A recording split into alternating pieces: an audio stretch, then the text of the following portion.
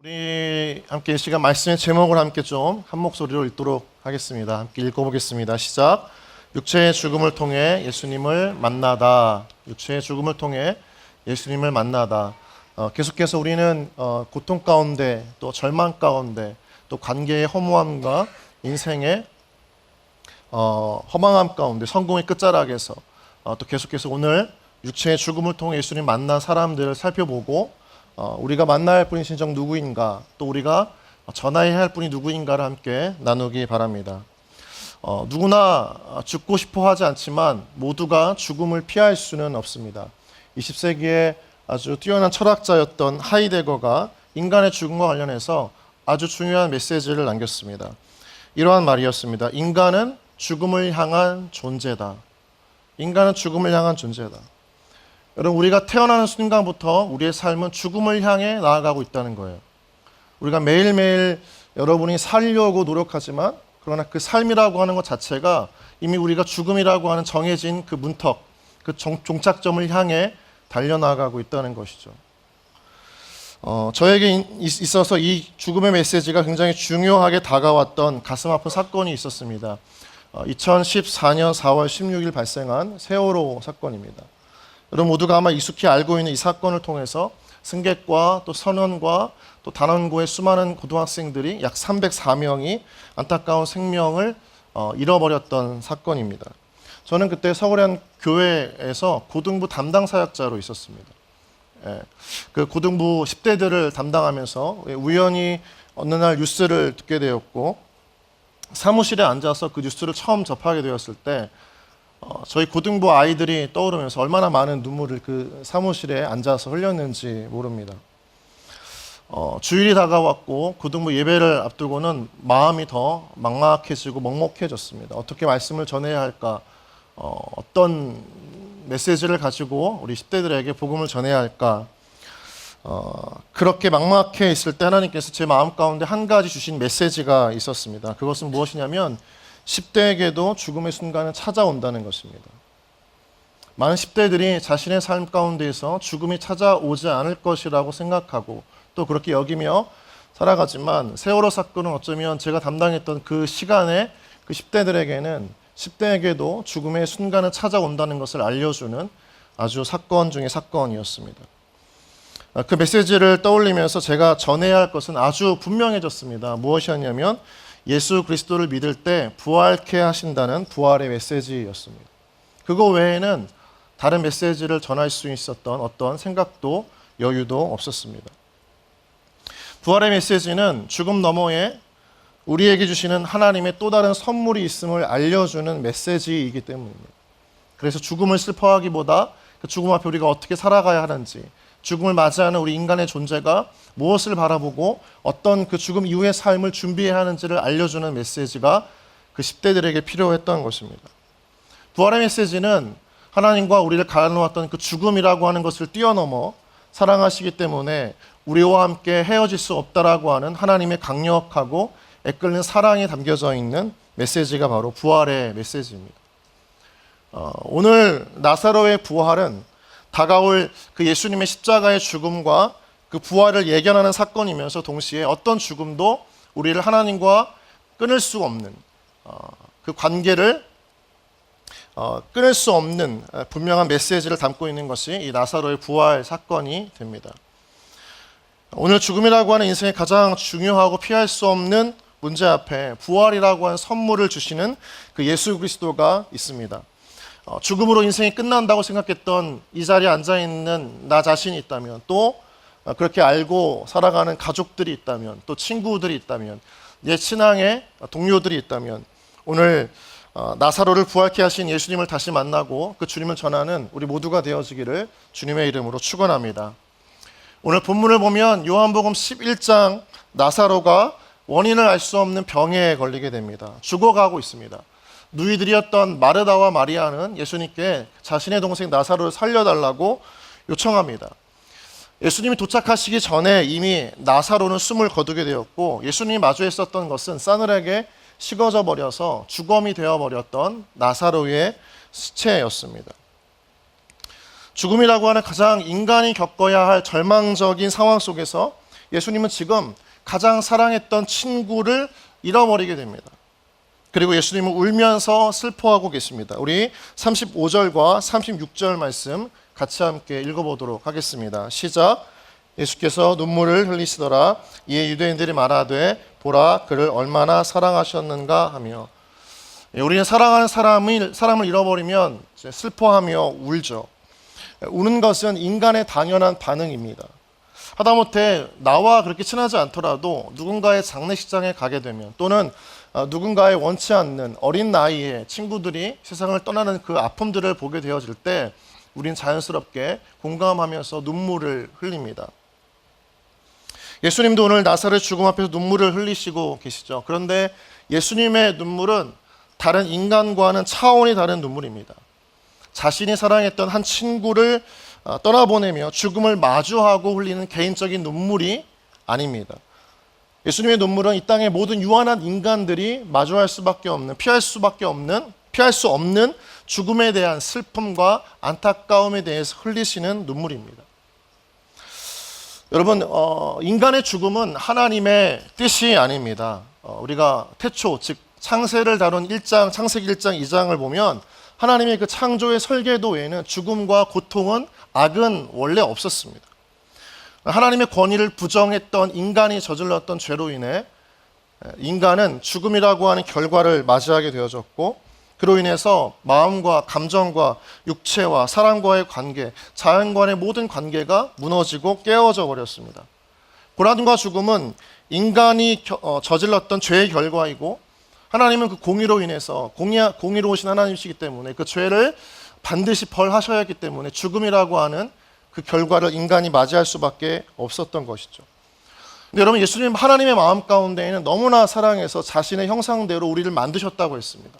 그러한 우리가 죽음이라고 하는 그 사망의 결과에 그대로 내버려 둔 채 망하는 인생, 끝나버린 인생이 되기를 원치 않으셨던 것입니다. 그래서 예수님을 이 땅에 보내심으로 예수를 믿은 모든 자들 가운데 그 예수를 믿을 때에 다시 사는 길을 열어주신 것입니다. 오늘 예수님께서 그 죽음을 맞이하고 있었던 나사로 앞에 눈물을 흘리고 계시는 것은 자신이 그토록 사랑했던 인간이 죽을 수밖에 없는 그 안타까운 그 순간을 맞이하는 것, 그것이 너무나 괴롭고 고통스러웠기 때문에 눈물을 흘리고 계시는 것입니다. 여러분, 요한복음 3장 16절에서 이렇게 말씀을 하고 계시죠. 하나님이 세상을 이처럼 사랑하사 독생자를 주셨으니. 하나님의 사랑은, 예수님의 사랑은 이 땅에 가장 악하고 악한 이 세상 속에 타락하고 부패되어졌던, 하나님을 모른 채 하나님을 나의 주인이 아니라 그저 들러리 삼았던 인간조차도 사랑하셔서 다시 주님께로 돌이키기를 원하셨던 것이 예수님의 사랑이라고 합니다. 그래서 여기서 나오는 그 예수님의 눈물은 바로 인간 나사로가 아니라 모든 인간이 경험할 수밖에 없는 죽음을 앞둔 한 사람, 바로 우리 모두를 향해 흘리시는 예수님의 눈물이 되는 것입니다. 그런데 여기서 우리를 사랑하신 예수님은요, 눈물만 흘리시는 것이 아닙니다. 오늘 본문을 보면 예수님의 또 다른 모습을 보게 됩니다. 바로 부활이요 생명이 되시는 유일한 구원자로서의 예수님의 모습입니다. 우리 25절, 26절 말씀 같이 함께 읽어보도록 하겠습니다. 시작. 예수께서 이르시되 나는 부활이요 생명이니 나를 믿는 자는 죽어도 살겠고 무릇 살아서 나를 믿는 자는 영원히 죽지 아니하리니 이것을 내가 믿느냐. 예수가 부활이고 생명이라고 말씀하십니다. 유일한 구원자만이 선포할 수 있는 고백입니다. 여러분, 이 땅에 살고 있는 어떤 수많은 이단 교주도 자신을 신이라고 이야기했지만 그 모두가 죽음을 피할 수 없었습니다. 왜냐하면 모두가 인간이었기 때문입니다. 그러나 예수님은 오늘 인간이시기 때문에 죽으셨지만 자신 스스로를 부활이라고 말씀하셨고 생명이라고 이야기하셨습니다. 내가 곧 부활이다 말씀하신 것입니다. 내가 곧 생명이다 라고 이야기하신 것입니다. 다른 이의 간섭이나 또 다른 창조주의 섭리가 필요 없는 내가 곧 신이다 라고 말씀을 하셨던 것이 예수님의 또 다른 모습이 되는 것이죠. 말씀 그대로 예수님께서는 정말 부활하셨습니다. 우리 한번 요한복음 20장 19절과 20절 말씀을 보면 부활하신 예수님의 그 모습을 제자들이 만나게 되는데 같이 함께 우리 읽어보도록 하겠습니다. 시작.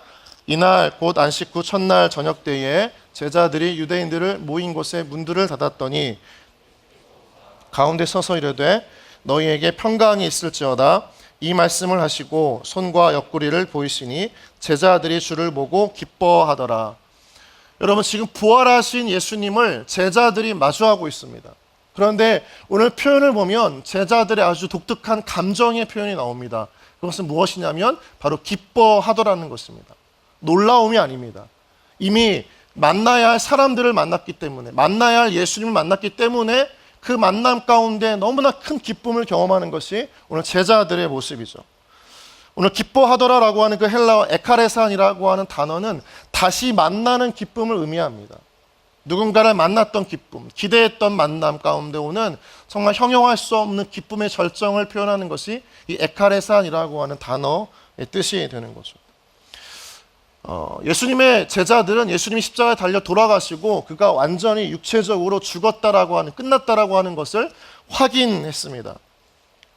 그런데 오늘 의심했지만 죽음에서 부활하신 예수님을 다시 만났고 그것을 너무나 기뻐했던 것이 이 요한복음 제자들의 모습이 되는 것이죠. 여러분, 2000년 전만의 제자들만이 아니라 오늘날 지금 우리가 살아가고 있는 이 시대 속에서도 그 부활하신 주님을 만나 또 다른 한 사람이 있습니다. 영국의 저널리스트 프랭크 모리슨이라고 하는 사람이 있습니다.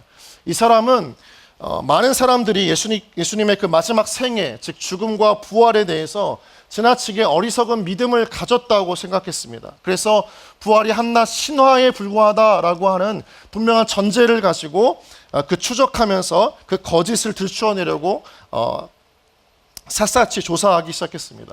그런데 그가 집요한 그 추적과 탐색 끝에 자기가 원했던 의도와는 전혀 다른 책의 제목들과 내용들을 써 내려가게 됩니다.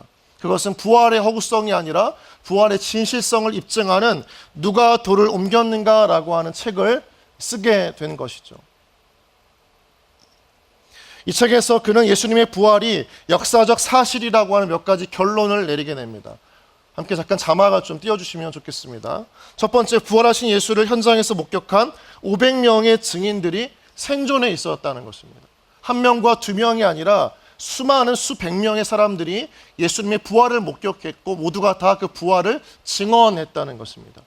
그 두 번째, 같이 한번 읽어보죠. 시작. 예수를 배반하고 떠났던 제자들의 극적인 회심과 변화, 예수의 부활을 증명한다.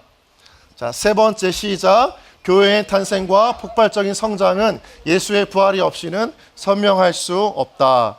할렐루야. 잘 가라. 네, 감사합니다, 방송팀. 네. 자, 이 프랭크 모리스는 이 세 가지 사실을 가지고 정말 예수님이 부활하셨다라고 하는 것을 믿게 되었다라고 해요. 여러분, 저널리스트는 비판적인 사고와 시각을 가지고 하나의 그 어떤 전제를 집요하게 파고하는 사람이었는데 그 비판의 마음이 사라지고 진실됨을 믿게 된 것이죠. 여러분, 예수님의 부활은 진리이고 진실이면서 또 그 주님, 우리의 생명 되시는 주님을 이 시간 믿으시기 바랍니다. 자신에게 있는 그 부활의 능력과 생명으로 나사로를 주님께서 오늘 살리시고자 하셨습니다. 그 이유가 무엇이었냐면 사랑하셨기 때문입니다. 예수님은 나사로의 무덤에 가셔서 그 중동의 뜨거운 기온에 이미 부패되어져 냄새가 났던 나사로였지만 다시 나사로를 살리고 그를 부활하게 하시고 그에게 새로운 생명을 던져주십니다. 우리 요한복음 11장 43절부터 46절 말씀 다 같이 함께 읽도록 하겠습니다. 시작. 이 말씀을 하시고 큰 소리로 나사로야 나오라 부르시니 죽은 자가 수족을 배로 동인 채로 나오는데 그 얼굴은 수건에 쌓였더라. 예수께서 이르시되 풀어놓아 다니게 하라 하시니라. 마리아에게 와서 예수께서 하신 일을 본 많은 유대인이 그를 믿었으니 그 중에 어떤 자는 바리새인들에게 가서 예수께서 하신 일을 알리니라. 아멘. 큰 소리로 나사로를 부르십니다. 죽은 자가 수족을 베고 동인 채로 나옵니다. 당시에 그 시신들을 덮을 때 세마포 천으로 쌓았습니다. 그래서 그 죽은 모습 그대로 다시 살아난 나사로의 생생한 모습을 오늘 성경도 하나님도 기록하고 계시는 것입니다. 얼굴까지 수건에 쌓였다라고 이야기했습니다. 생명이 끝났고 죽어있던 육체였습니다. 냄새가 났고 장기는 썩어져 갔기 때문에 그가 살았다라고 여기지 못하는 전혀 절대의 죽음의 존재였습니다. 그런데 예수님의 이 한마디, 나사로야 일어나라 라고 하는 이 생명의 선포와 부활의 선포를 통해서 나사로는 살아났습니다. 여러분, 만약 이것이 거짓이라면요, 오늘 본문 가운데 아주 독특한 점이 있습니다. 45절을 보면 우리 같이 다시 한번 읽어보도록 하겠는데요. 45절 읽겠습니다. 시작. 마리아에게 와서 예수께서 하신 일을 본 많은 유대인이 그를 믿었으나 46절 그 중에 어떤 자는 바리새인들에게 가서 예수께서 하신 일을 알리니라. 마리아에게, 나사로에게 하셨던 그 부활의 사건을 본 많은 유대인들은 믿었습니다. 그런데 보면 46절에 그 중에 어떤 자는 바리새인들에게 가서 그 하신 일을 알렸다라고 합니다. 알린 것은 그냥 전달한 것이 아닙니다. 고발한 것입니다. 꾸며냈다라고 착각하게 만들고 사기쳤다라고 고발하게 된 것입니다. 방금 보았지만, 들었지만 여전히 사람 마음 가운데에는 죽은 자가 일어났다라고 하는 이 부활의 사건을 믿지 못하는 마음이 있는 것입니다. 여러분, 부활이라고 하는 사건이 객관적인 진리이고 사실일지라도 그것을 바라보는 믿음의 마음이 없으면 부활을 경험할 수가 없는 것입니다. 믿음만이 진정 그 부활과 생명의 주 되시는 예수님이 나의 구원자이심을 받아들이고 깨닫게 되어지는 그 통로가 되는 것이요, 그 믿음을 통해 우리가 죽음 이후에 다시 부활하게 된다라고 하는 분명한 믿음을 가지고 진리를 가지고 살아가게 하는 그리스도인이 되게 한다는 것입니다. 여러분 가운데 이 믿음이 있기를 주님의 이름으로 축원합니다. 예수님은 더 이상 논쟁하지 않으셨습니다. 다시 한번 예수님은 선포하십니다. 요한복음 11장 25절 26절 말씀, 여러분 성경책을 보고 다시 한번 우리 읽어보도록 하겠습니다. 시작.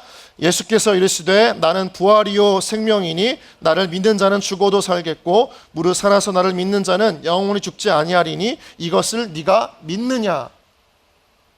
믿느냐라고 말씀하십니다. 믿느냐? 예수님 우리 가운데 오늘도 부활의 그 주님, 생명 되신 주님에 대한 믿음을 요구하시지 이것이 맞냐 아니냐를 우리 가운데 따지기를 원하시는 것이 아닙니다.